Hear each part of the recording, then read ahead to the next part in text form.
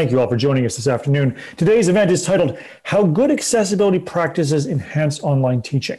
This is a socialized remotely signature event brought to you by Harvard's Office of the Vice Provost for Advances in Learning. It's Harvard Initiative for Learning and Teaching, HILT, and socializeremotely.harvard.edu. When it comes to accessibility, it's much better to be proactive than reactive, especially when designing major components of your courses. Furthermore, designing accessible courses helps provide equitable educational opportunities and added benefits for all learners. We will learn more from our panel of 4 accessibility experts from across Harvard University about the ways in which accessibility practices enhance classroom teaching and learning. The panel will address 2 questions to start us off, then we will open up to general Q&A. Those questions, number 1, what are the challenges and opportunities in the digital environment for accessibility? And 2, what can we put in place right now that will enhance the learning experience for all? We're excited to introduce you to our speakers for tonight's event. Tim Rogers was named the Director of Disability Services at Harvard Medical School and Harvard School of Dental Medicine in October 2018. Prior to that, he spent 15 years working in higher education and disability services at other institutions in Boston and New England. Tim's philosophy of practice is grounded in the principle of universal design, an approach whereby creating access for all ensures an inclusive and welcoming environment for everyone. Linda Sullivan is the Executive Director of the Accessibility Services Office in the Harvard Division of Continuing Education. Linda has more than 20 years of educational experience working with all age groups of learners, with a focus on higher education populations, particularly the provision of disability services for students. She's an active member of AHEAD, Association of Higher Education and Disability, and in the accessibility field, publishing numerous articles on current trends and best practices. Our third panelist, Kelly Wisnauskas, is the Assistant Director of Student Support and Services at the Harvard Graduate School of Design. Kelly's been with Harvard for the past 15 years. She's worked in student services for 13 of them. Our moderator is Shelby Acteson. She serves as Associate Director of University Disability Resources at Harvard. University Disability Resources is a central office that provides leadership and expertise to the Harvard community in support of 3 things. 1, university-wide accessibility. 2, disability as part of diversity, equity, inclusion, and belonging. And 3, practices, procedures, and resources for university and community partners. Shelby's work focuses primarily on the experience of students with disabilities through providing resources and training to the disability coordinators, faculty, and administrators at Harvard College and each of Harvard's professional schools. Shelby is currently working in a Harvard Culture Lab Innovation Fund project to bring more universal design into science and research labs. She also contributed to the inclusive content creation and delivery document that we'll be sharing with today's participants. Without further ado, let's begin discussing how good accessibility practices enhance online teaching. Shelby, the virtual floor is yours. Thank you, and thank you everyone for participating in our panel today. We're really excited. We think that that this is a very current topic, and I think all of us have our hands in one way or another with this remote learning, working, socializing, everything environment. So we're going to start off with our first question for our panelists, and it's, what are the challenges and opportunities in the digital environment? And we know that there have been challenges in the past when we've worked in digital environments, and Linda can talk more about this with her experience with the Division of Continuing Ed, which has a large number of remote courses. But a lot of folks now are new to remote learning and new to remote delivery. And so I thought we would start with challenges and opportunities that we're seeing now. And then, Linda, I'm going to end with you so that you can kind of wrap this up in a bow with your experience of online. So let's start with Tim, because Tim's got some different perspective at the medical and dental school programs with remote and in-person instruction right now. Excellent. Thank you, Shelby, and thank you all for joining us here today. Some interesting opportunities that the digital environment allows us to do is to present information in a whole host of different modalities. So it's, and kind of all condensed in one learning management, system. So, students can go to their course websites and readily find videos, articles, if, especially in medicine and dentistry, things are changing so rapidly, so recent articles can be readily uploaded to it. all, very positive and make learning very dynamic and in the moment, which is very, key for all of us. But what can be kind of a challenge around that is if one isn't of a universal design mindset and really thinking about, okay, when I upload this video, does it have good captioning? Is it of high quality? Is the recording of it readily understandable by all? If we upload an article, is it in a quality, is it a quality scan with in a format that can be readily used by other technologies such as text-to-speech software? For podcasts and things like that, is the information also transcribed so that way there's written material there for students to go through should they need to? So in kind of our more current environment, doing so quickly, while yes, it was a helpful tool to be able to create safety amongst all our students, also did present some unique challenges for my office in regards to having to adapt to that. Couple that with my own, kind of growing understanding of and really thinking through screen time, specifically, as well as thinking through students who may not have initially disclosed needing support in the online arena, but then kind of coming forward and really saying, hey, in a more classroom-based model, my mobility impairment or my in my non-dominant hand wasn't an issue, but now that we're totally typing all the time, it really is becoming problematic for me. What can I do? That was kind of something to think about, as well as really shifting my own mindset from, okay, this is what traditional kind of classroom learning is with some hybrid models to it, to being totally remote, and really thinking about that for students, being in that environment for a longer period of time. Thanks, Tim. And we'll talk a little bit more about your learner experience, because we do know that there are some different aspects to medical and dental training that are going to pose some more challenges and creativity down the road. We're going to go next to Kelly, and Kelly is coming from a unique experience as well, working with students in the design school. And as she and I have talked recently, students are used to going to the studio and having all of their space set up. And that is a challenge now with students working from and trying to create that workspace, that maker space in their homes, in addition to all of your other instruction happening. So Kelly, let's hear from you about some challenges and opportunities that you've been seeing in your school. Thank you, Shelby, and thank you everyone for having me today. It's a pleasure to speak to you all about this. As you know, I'm from the Graduate School of Design, and as Shelby was mentioning, our students are very used to making and using their hands. One of the largest challenges we have is, especially with a large population of students who have cognitive conditions such as ADHD and dyslexia, how do we translate their experience in the studio to an environment that is all online and work with their learning challenges in this environment? We have found these challenges difficult for these students because they don't have the opportunity to make with their hands, which is what they do best and why they came to our school to learn this profession. They have limited resources where they are, so they can't make as readily as they would in the school environment.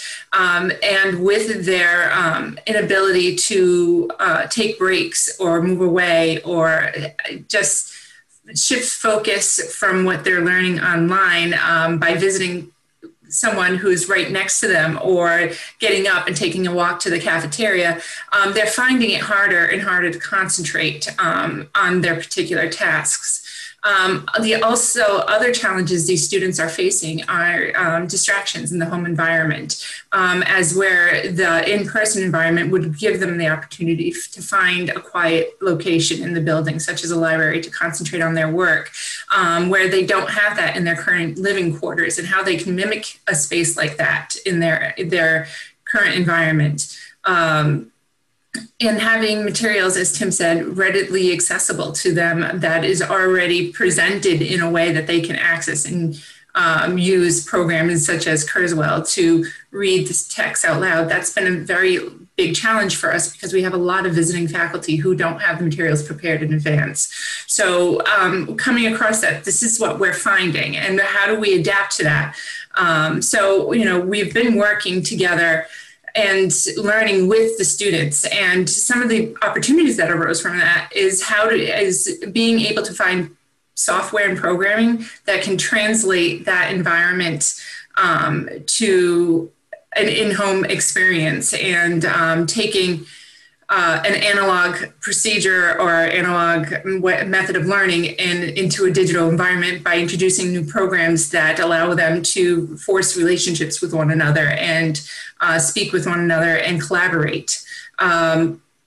We've also shifted the way we teach by using limited resources that we have in the home environment. For example, one faculty member is using paper so that their students still have the ability to learn and make with their hands, and that's what is important to these students. Another faculty member is using spaghetti. Very accessible things for these students to do so that they can use, you know, the qualities that brought them to us. So, you know, it's just rethinking the way we used to do things and allowing students to experiment and explore with us and communicate with us to see how we can help supplement their learning in this new environment that we are in. Thanks, Kelly. That's a good segue to Linda, who, as I mentioned before, has a good amount of experience with the remote learning environment, but I venture to guess that there are still challenges as we kind of move into this new era. So, Linda? Thank you, Shelby, and thank you, everyone, for coming tonight. It's really an honor to be here and to speak with all of you. As Shelby said, I work in the Division of Continuing Ed, where we have had online classes for about 30 years, I think now. So we're kind of accustomed to being online, yet we're not all accustomed to being online. We do teach courses in person with our students, so you know that they get the flavor of both being online and in on campus and with Harvard faculty and with our faculty from around the country. So there's a loss there for our students, without a doubt. Some things that, you know, kind of resonate based on what Tim and what Kelly said. It's really important to think about engagement. One of the biggest things that we find with students in online classes is that if we can get them engaged and committed to the class early, they're more apt to stay with it. If they feel connected to the school, to the course, they're going to persist in programs. That's been replicated in research for 20 years now. When students are online, there are ways to get them to engage with one another. Breakout rooms are a great thing in Zoom. Getting them to talk and having them engage in different activities. One thing that's very helpful in the online world is having static content available to students when they are ready for it. So let readings go up early. Let them have access to that, and use your class time to really focus in getting them to work with one another. That works great in synchronous classes, not so much in asynchronous classes, but asynchronous classes have their benefits for students too. I think probably the thing that I hear most from students is the expectation that somehow attendance won't matter in the online world, and yet it matters more than ever. So getting students to understand that and helping faculty support students through that process is also something that we do. We definitely see that there's a difference in some accommodations when they're online versus in the classroom. Students who may have no difficulties engaging in class discussion may have a lot of difficulty with classroom posts. So thinking about those aspects of your work with students and giving them alternate pathways. So making sure, you know, going back to what Tim said about universal design, making sure that we're presenting information in lots of different modalities for students so that they're really absorbing it through their senses as best as possible. We have really found that a lot of the accessibility challenges that students face have a lot to do with the content that's posted. In the guidelines that Shelby helped create, about 80% of our accessibility challenges can be avoided if we can do some simple work with Word and make sure that our documents are accessible and that we have tags on pictures and descriptions and things like that. Your accessibility services or disability services office can really help you out a lot with that when you're creating content, as well as your teaching and learning offices as well. Finally, you know, I guess the other thing that I would add to all of the discussion is to just keep in mind that access helps all students, right? So it's not just students with disabilities who are using software. One faculty, when we speak with them, we find they can be a little surprised to learn at how many students are actually using screen reading technology who we're not even aware of. Because a student who's learning, whose English is not their primary language, they may find it easier to have a screen reader. We know that through research, if you pair something that you hear and you read simultaneously, your comprehension improves substantially. So there's a lot that we can do, and there's a lot of opportunities, and you know, students can really benefit from the online environment if we can find ways to make it engaging and meaningful for them. Great, thank you, Linda. Thank you, Tim and Kelly as well.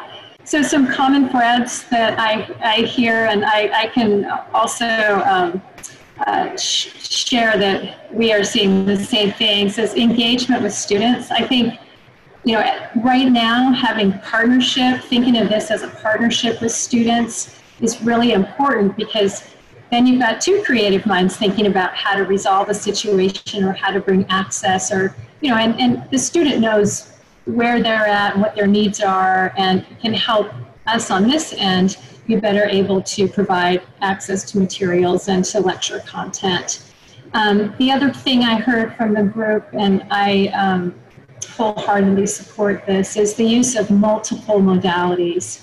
Even you know, if it's synchronous or asynchronous, it's still great to have that material available for students, either as a recording, a video, a transcript, a PowerPoint, a Word doc, whatever format. But instead of just one, try to provide students with as many formats as possible, because then they can pick and choose the one that works for them, whether they have a disability or not.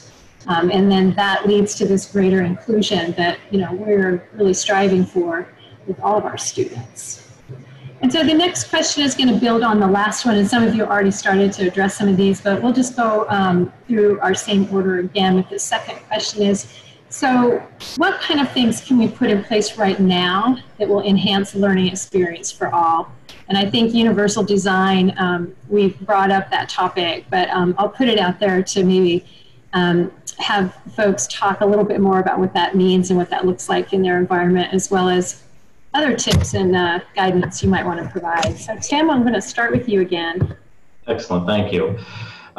So one of the things obviously that's kind of been mentioned a lot, and I've been looking in kind of my notes here that I was going to talk about that have been mentioned, is that multimodality is really, really important, and really making sure that the video, you know, is captioned through, you know, an AI software, making sure it's a high quality, you know, AI software that's doing it. That may not meet accommodation needs, but it is at least providing something so that way, you know, that captioning is there in real time.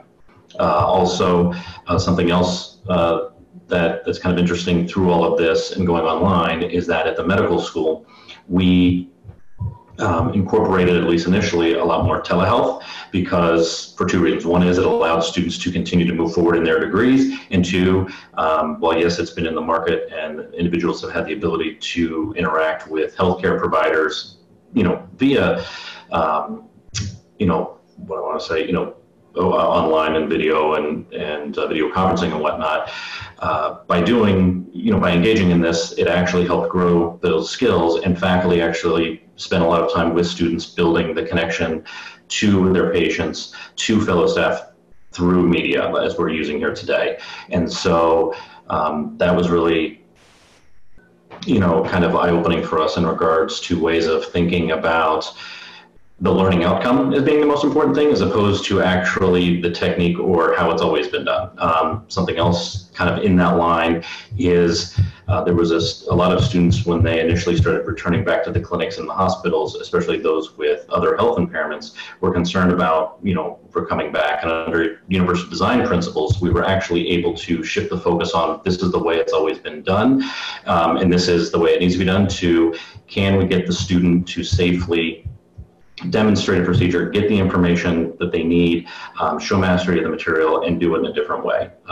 What I more specifically mean is there was a student who has a pre-existing health condition and was very concerned in the dental school about the aerosolization that happens when cleaning and filling teeth. And in speaking with the providers in the clinics, we actually were able to use a lower speed tool to help achieve all the goals and really cut down and minimize the aerosolation. And actually the whole clinic ended up really liking it because everyone working around them liked knowing that there was less in the air. So it's really kind of thinking about other things to incorporate are, what is the real learning goal that I want for the student? How does this match up with how the student is presenting it? And are they ultimately learning and mastering that material? And then I would think, the last thing I would say is create a welcoming environment for students to come forward and say, here's an area where I'm having a challenge. Here's an area where I'm having an issue. I'm wondering if we could set up some supports around that.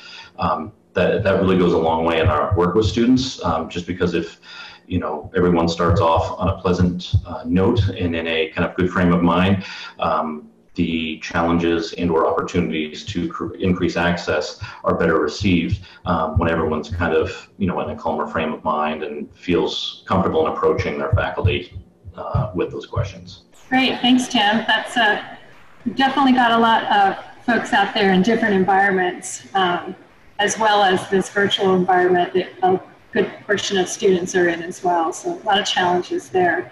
Kelly, what are some of your ideas to put some of these inclusive ideas in place? I'll have to go back to universal design. I think that is the most important thing that we can all agree upon, is bringing accessibility to the forefront and making it a priority when planning and learning and teaching.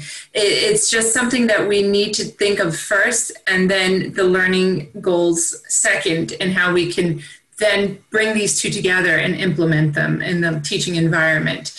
That is, I think, the most important thing for faculty to realize, that making everything accessible from the beginning is the easiest way to address issues students have on the higher level, and that not to look at it as a burdensome thing to implement later. So being on that same level of thinking across the board, I think, is the most important thing that we can do now to help all our students. I work with a lot of faculty who do that, and as Tim was mentioning, communication, opening up the ability for students to feel comfortable and speak to you is one of the, I think, the biggest challenges students have, because they feel like they are asking for more assistance than their peers, and they really shouldn't feel that way. So being able to be approached and discuss these opportunities with these students is something we all can do now. Great, Kelly, thanks. I think communication is a common thread here, and we'll talk a little bit more about that after we hear from Linda, and some ideas to put things in place now that you have been utilizing, Linda. Great, thanks, Shelby.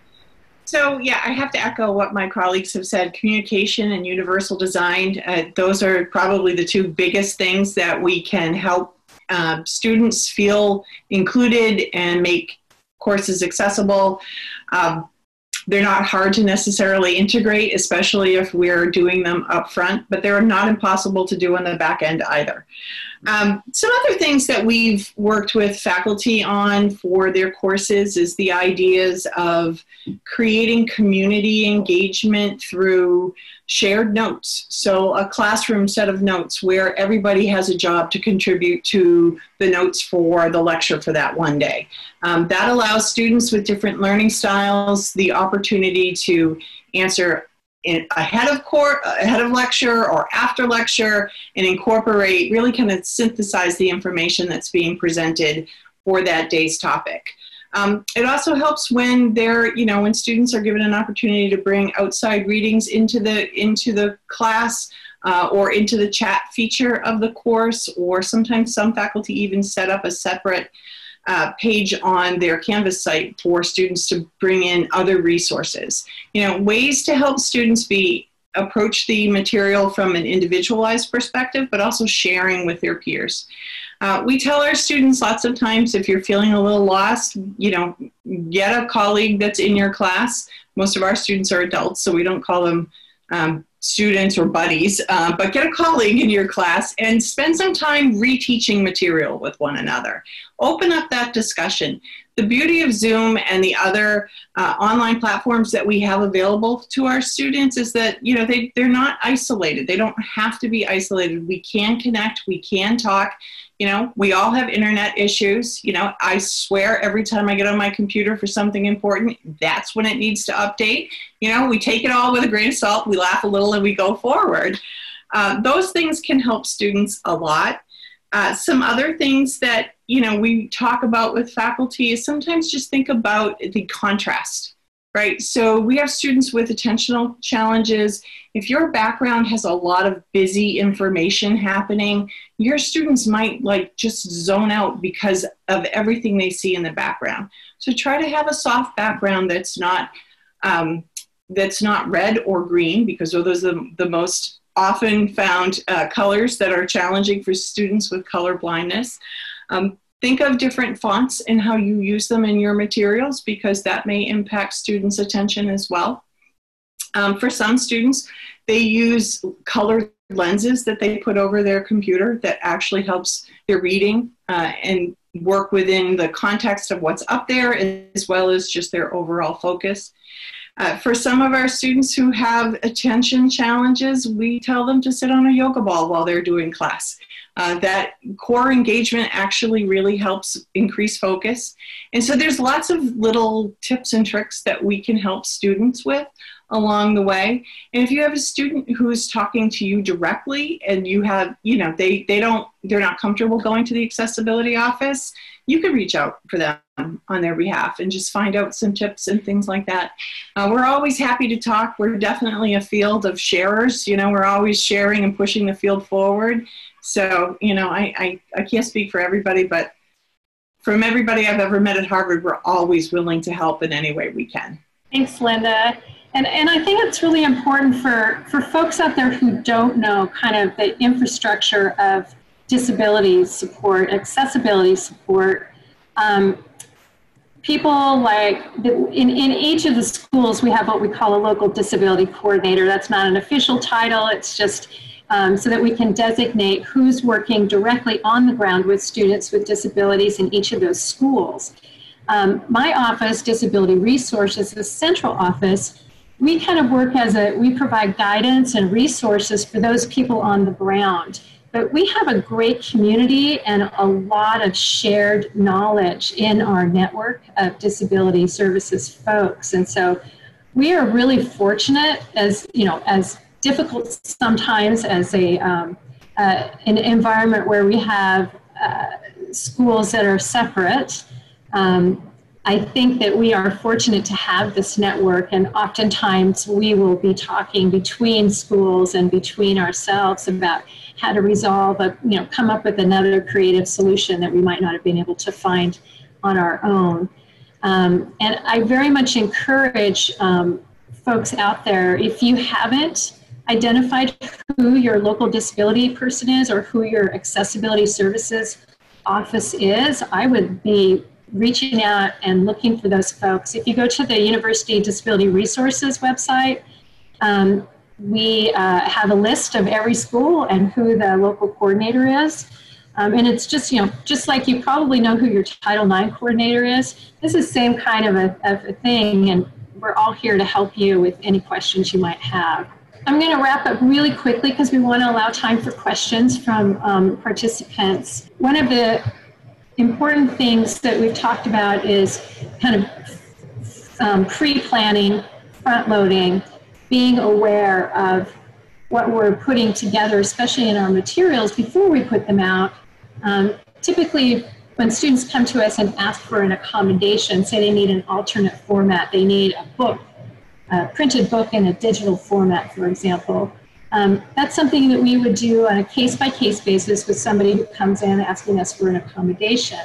But the reality is that if we provide both of those modes of text to all students, they can choose and pick, and those will be available on the front end. We'll have time to make that happen, to go through that process, and to find that other modality for students.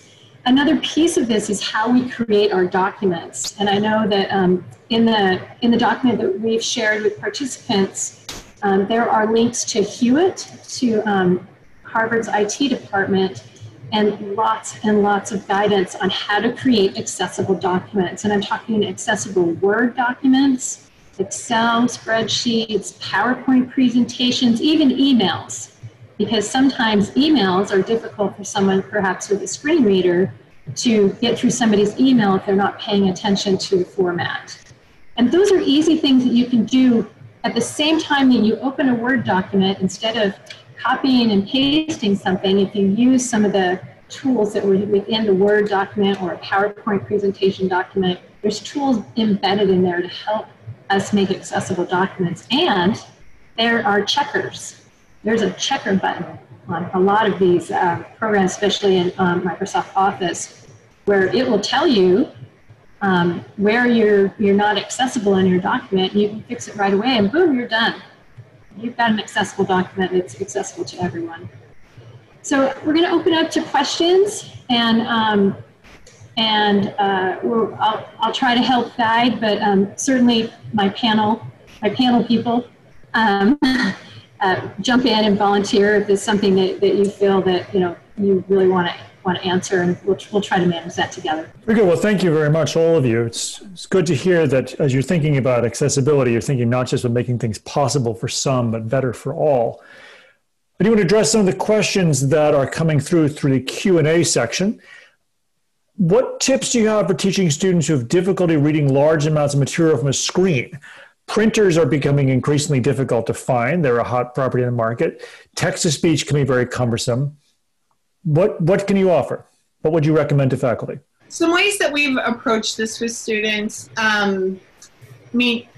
most students, before we can even, if a student has a disability, before we can even open up an electronic or remediated book to them, they have to buy the book. So, there's a lot of text there for them. One of the things that we recommend is, listening. I had said this earlier, reading and listening at the same time. It really it slows it down a little bit, but it pairs the senses together, and it really helps increase comprehension. Other things that we've done with students is we've had them electronically break apart different parts of the reading and stagger the amount of time that they're working with it. So instead of trying to read 200 pages in a night, which I realize for some disciplines that actually has to happen, but let's try some time management tips and how do we break that apart so that they're not feeling like they have to sit in front of a book or a screen for 8 solid hours. Another thing that's really important is taking a break from the screen. You can actually, by 5 minutes away from the screen and just focusing on anything else other than something that's electronic, can make a big difference and kind of rejuvenate your thinking and your reading process throughout that. The other thing that I would say to students when they have difficulties with that is, how are their notes? The idea that they have to read every word on the page at this level of education is kind of antiquated. They have to really learn how to skim effectively and take really good notes. One of the things that we'll teach students when we're doing academic strategies with them is that you're not engaging with your text just once. You're going to do it multiple times, but you're going to do it effectively and efficiently. And really understanding their learning style in that process can be really helpful. Thank you. I concur. I concur. Tim, I'm wondering if you might have something to add to that, since oftentimes the medical school curriculum is is referred to as a fire hose of information. Thank you, Shelby. A lot with kind of what Linda talked about, really kind of learning how to read, skim through articles and really get at the heart and the meat of what information do I really need to have at my fingertips, what information when I'm working, with colleagues or a patient or taking a patient history do I have to have right then and there and should memorize, and then the other things it would be okay to go back and look through again. I also have had students who have reported success with a lot of smartphones now come with I want to say screen reading technology embedded within them. In fact, it's quite easy to access. And I've had students who report if they feel like they're just living on their screen, reading, liking turning that on, putting on headphones, or just having it in the room playing, and they're able to, turn off the screen and just process the information that way. I would also echo what Linda said, and while they're doing that, encourage them to take as much as possible, some handwritten notes, again, to kind of break up the screen, if that's feasible for them. And then I would also, as Linda talked about before, in regards to large amounts of information, encourage students to reach out, as we're a pretty tracked program, to reach out to upperclassmen to say, okay, you've advanced through this. When I'm reading all of these articles, when I'm reading all of these texts, what really helped you, not just on the next exam or on the project or, interact with colleagues, but also in your clinical development.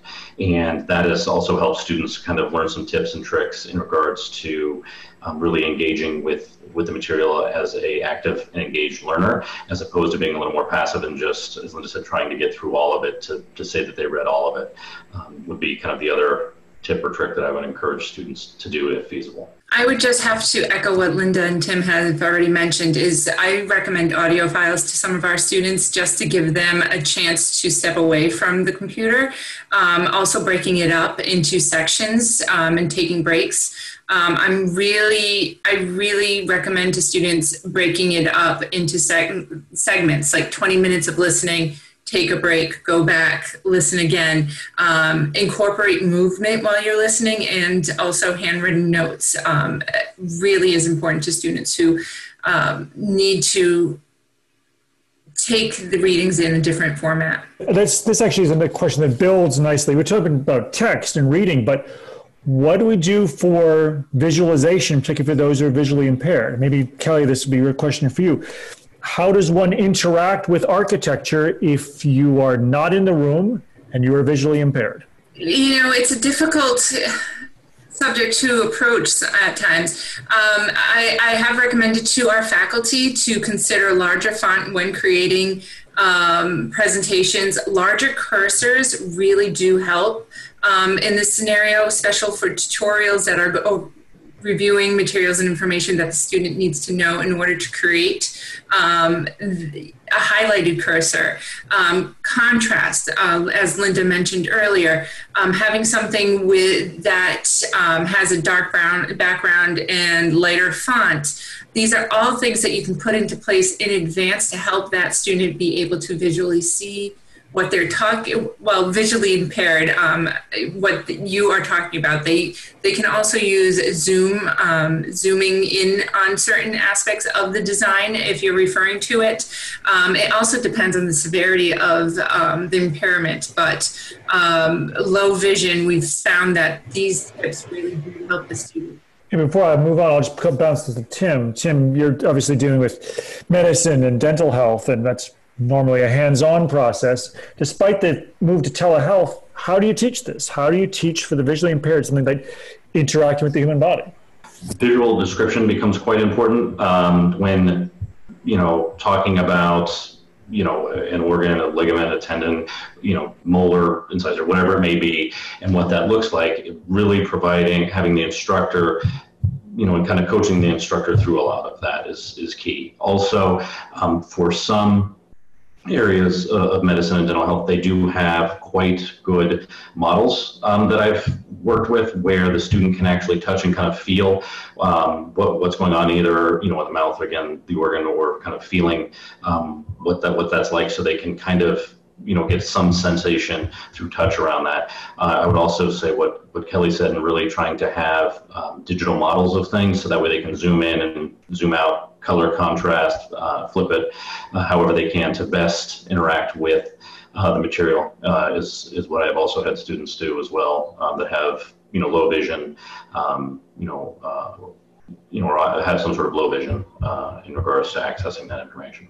So I want to go back then to something Kelly was just talking about, larger fonts, et cetera. And this, for me, brings us to the document that was provided to all registrants and attendees in advance by email on inclusive content and creation, which, Shelby, I know that you contributed to. Maybe I can start with you. What in this document is particularly both non-obvious and something you can do right now? Right? We all know, use simple fonts easy to read. Like, don't use London Gothic cursive. It looked cute when you were 6. But what do you do right now? But there's some of this is not at all obvious. Like, what's one thing you can say, oh, I could do this tonight, and it would make so much difference for my students? I'm venturing to guess that a lot of instruction is being done with PowerPoints. I know that a lot of our business is done with PowerPoints.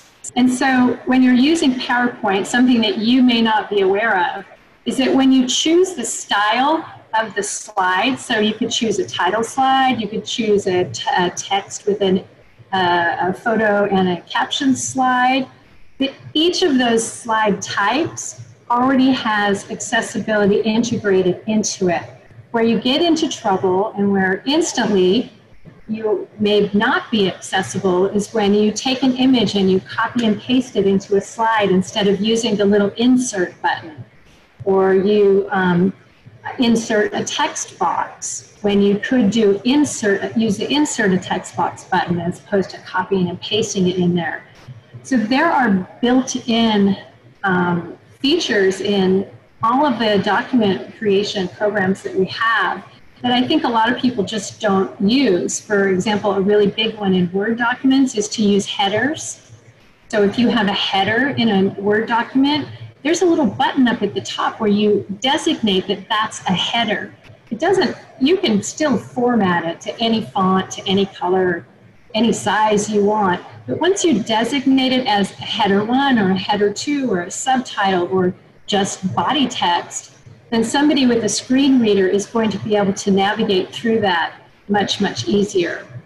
And so I think that exploring some of those tutorials, there's both tutorials, live courses on our Hewitt resources for making those documents accessible, because it's not just our delivery right here and talking and teaching, it's all those materials that we're providing to students. And I think if we can start making those accessible, and you can do it today, I feel like I'm on an advertising pitch.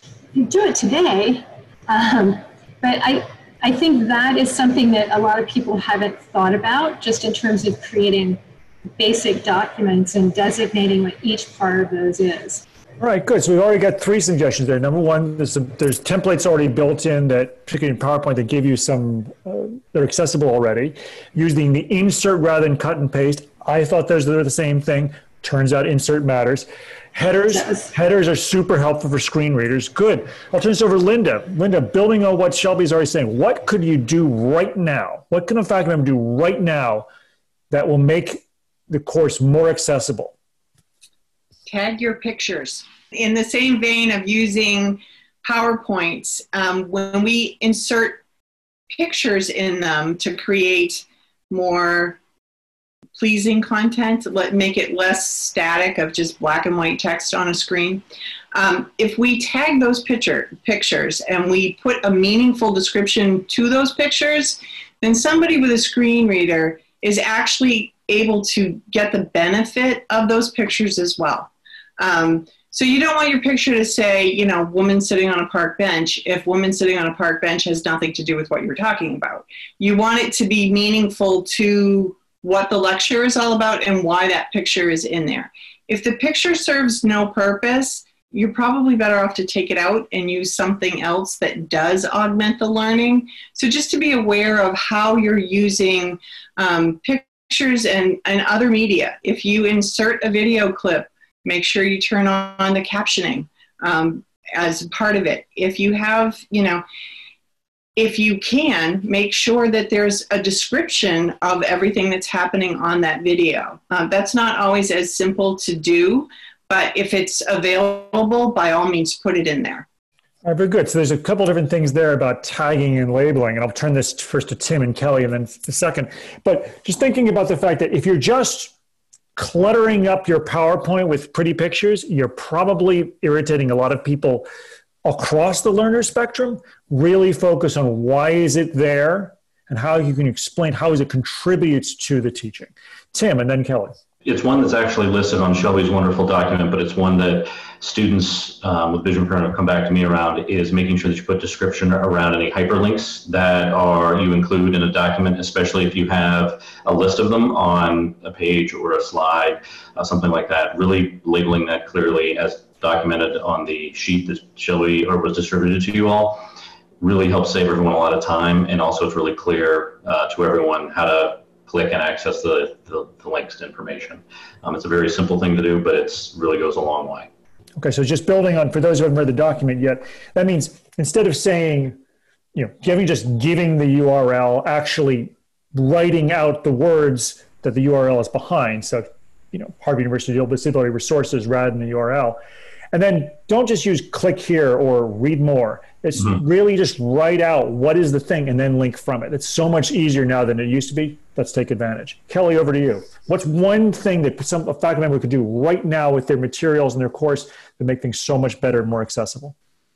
Plan in advance as much as possible. I know a lot of faculty are always editing their materials, especially presentations, up until the start of class, but it's really helpful to a lot of students if the materials, PowerPoint presentation notes are available, even if it's an hour before class, so the student has an opportunity to review the material that you're about to present and be able to prepare properly. Very good. So everyone wants to repair, everyone wants to make changes. Let's just remember that the sooner one has something available, that means that people can learn multimodally. It also means that preparing materials might be your PowerPoint looks different from your Microsoft Word handout. You have both. It's not just printing the one into the other. Good. This is great. Let's building on this. There's another question that's come up. We talked about captioning. How does one get course videos captioned? Like, where does one get captioning? So first of all, I want to clarify captioning. So there are two basic types of captioning. One would be live captioning, which would be, a little thread at the bottom of the screen that we're watching right now that is live and real-time live captioning. And then there's post-production captioning.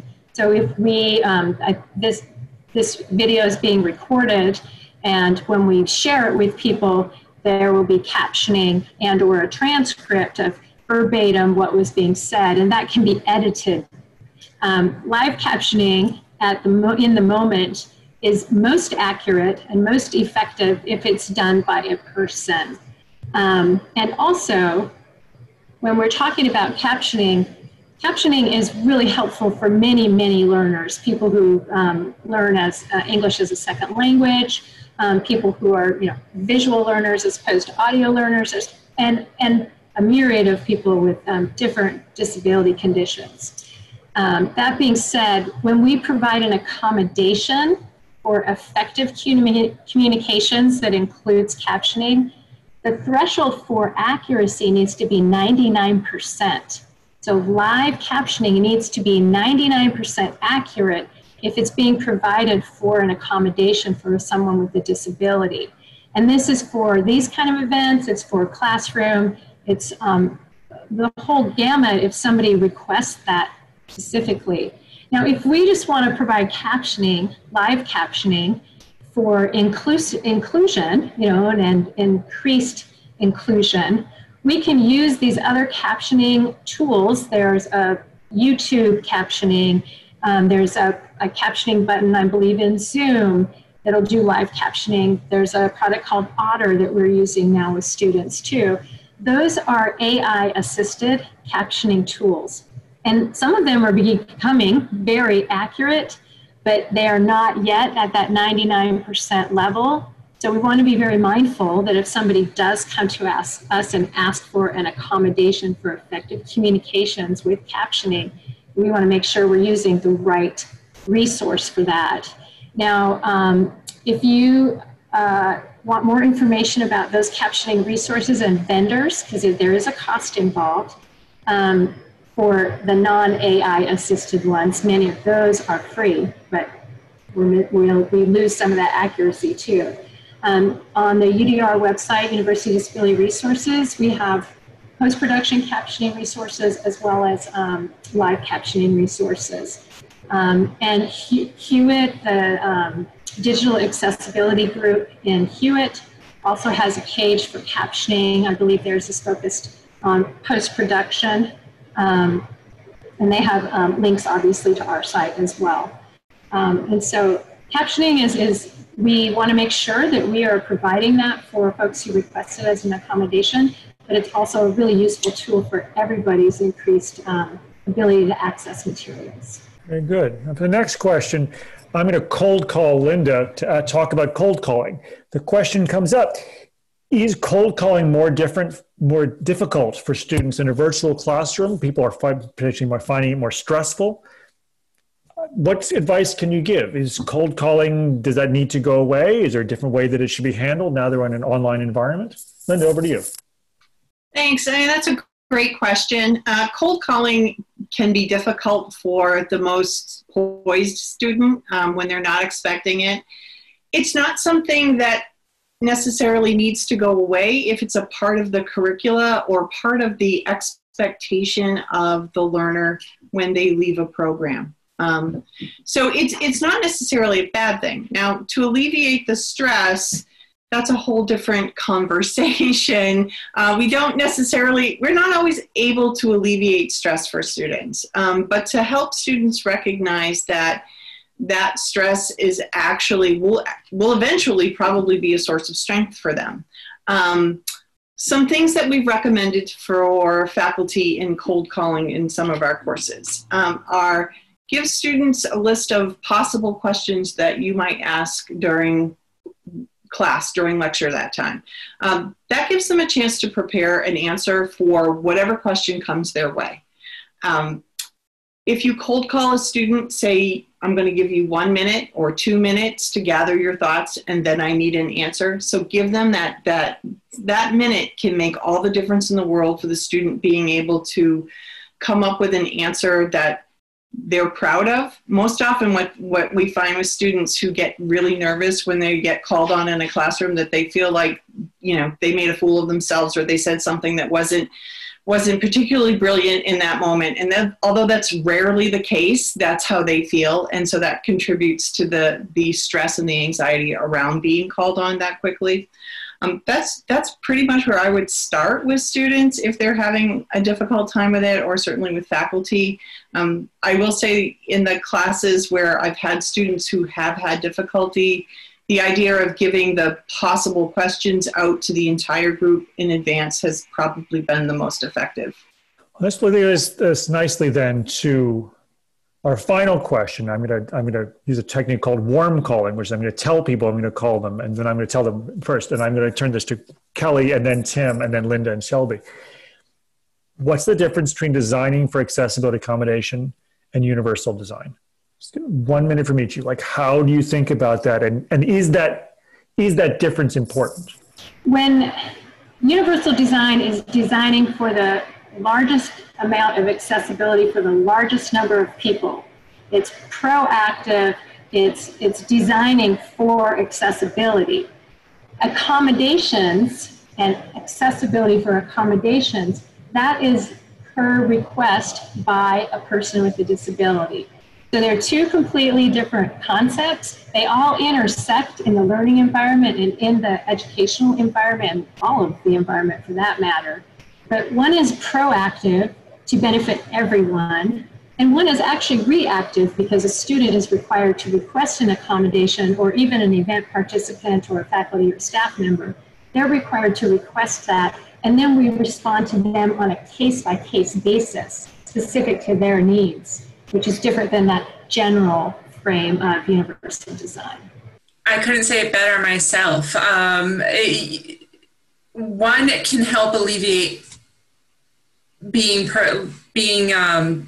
like Shelby said, proactive. You're planning in advance. You're not having to go back and readjust everything for all accommodations that come your way. if I may, is because some of the work that you already put in can serve as an accommodation for most students. But knowing the main difference where some students have to have particular accommodations for their particular situation needs to be addressed at two different levels. And knowing that there is a difference between both is important. I think kind of more of a tangible way to think about it is something that Shelby already mentioned, where it's the difference between needing 99% accuracy for an individual with a hearing impairment as opposed to needing that live captioning, real person in the room experience, and then using AI to caption software. The one is just making sure that people can go back and access it at some level, but the accommodation really has a high threshold we have to make sure that we're hitting, and that we can clearly comment on and let the student know that we are providing that service at the level it needed to be a formal accommodation, where the other is really just trying to increase access for all, for whatever reason they may need some additional support or additional modality to have the information presented to them. Very good. I'll turn this to Linda, and then Shelby, if you want to close us out. Linda. So, I have to echo everything my colleagues have already said. I would say that we have a legal obligation when it comes to accommodations for students. They're protected under the law. We have an obligation, so a higher bar that we have to meet. Universal design doesn't have that bar, right? That is much more making sure that the course is inclusive to everyone that's there, that we are reaching different learners and different learning styles. I would also say that you can't necessarily plan for accommodations, but if you plan for universal design, your need for accommodations may be reduced dramatically. Universal design won't cover every single disability that we could possibly name, but it will cover a lot. And it allows, the accessibility or the disability services office to spend more time on the students that aren't covered by universal design and have potentially more extensive needs in that one particular course. So that's pretty much how I would think about it.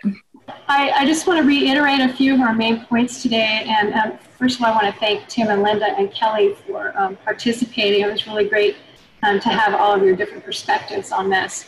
But a few main points. Universal design, accessibility on a general level is easy. You can start today. That's my first point.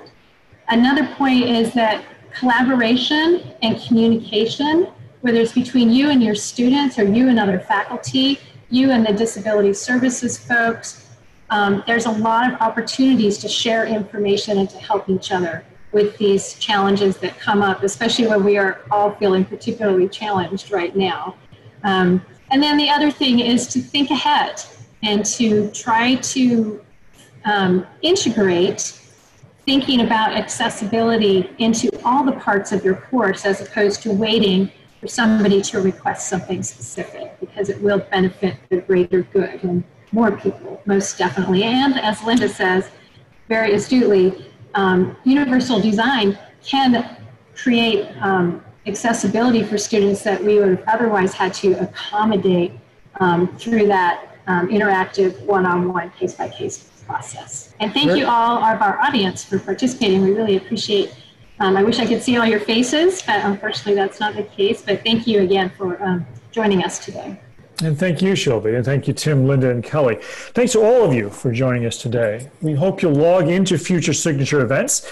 Information about these events can be found at socializeremotely.harvard.edu.